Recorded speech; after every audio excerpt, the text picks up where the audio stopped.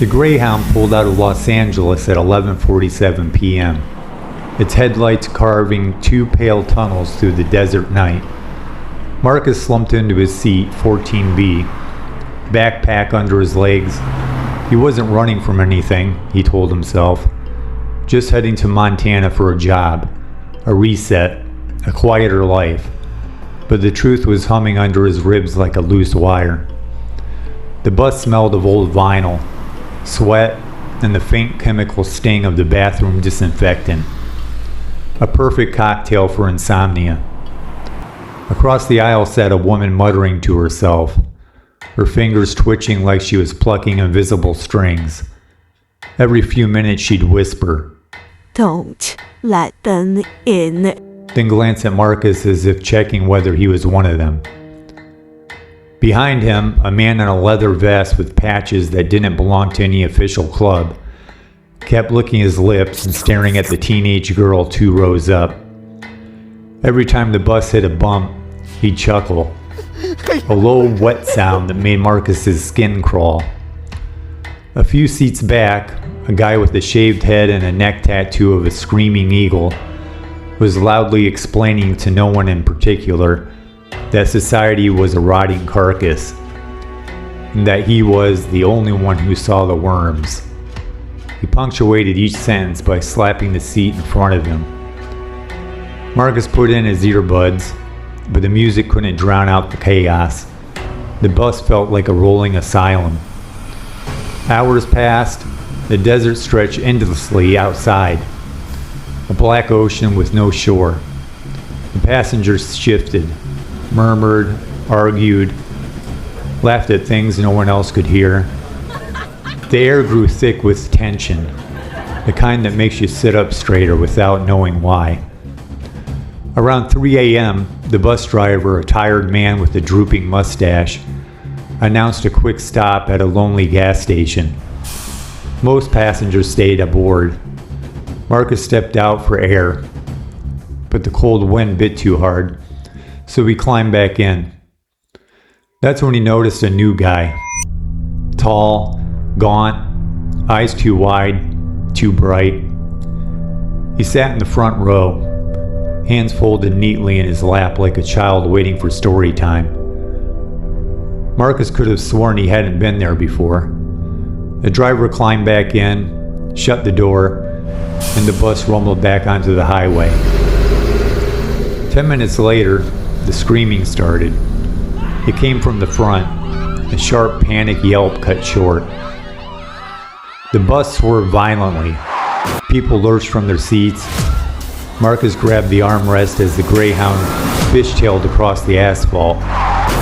Then the bus straightened. Silence. The gaunt man was now behind the wheel. His hands gripped it with eerie calm. Knuckles pale as bone. The driver lay slumped in the stairwell, unmoving. The woman across Marcus whispered, "They got him.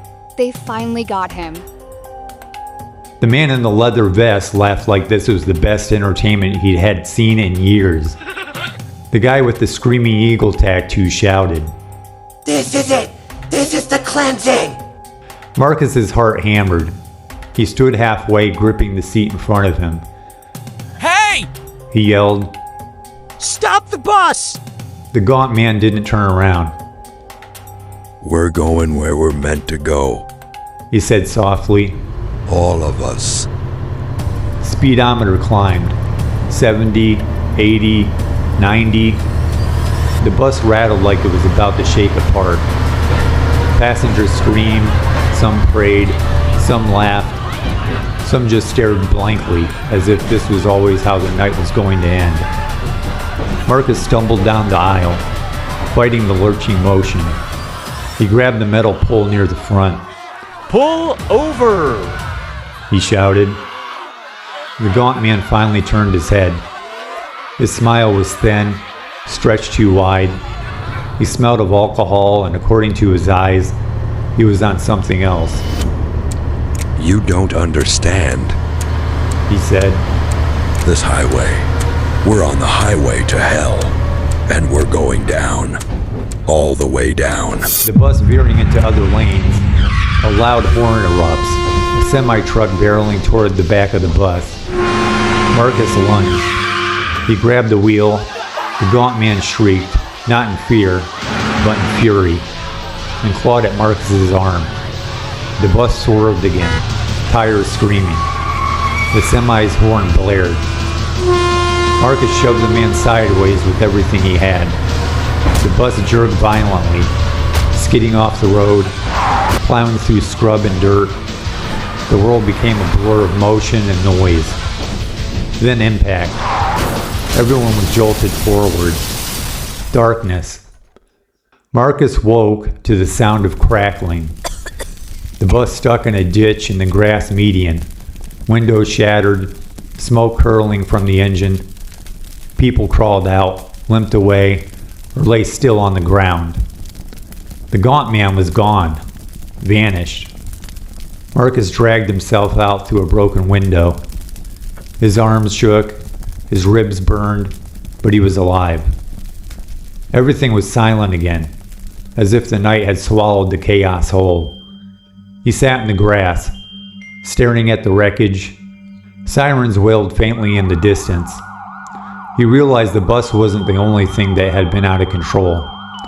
He'd been living his life like a passenger, letting fear, regret, and old wounds steer him. Letting strangers, bosses, exes, expectations grab the wheel. Letting the wrong voices get too loud. He boarded that Greyhound thinking he was escaping something. But maybe he'd been running from himself. The evening wind swept across his face, cool and steady. For the first time in years, he felt something like clarity. He had spent $300 on that bus ticket, almost died, and never made it to his destination. Life was always going to throw strange people, dangerous detours, and moments of pure chaos onto the road. You couldn't stop that. You couldn't predict it. You couldn't always fight it. But you could choose who held the wheel. And that lesson was well worth the price of a bus ticket.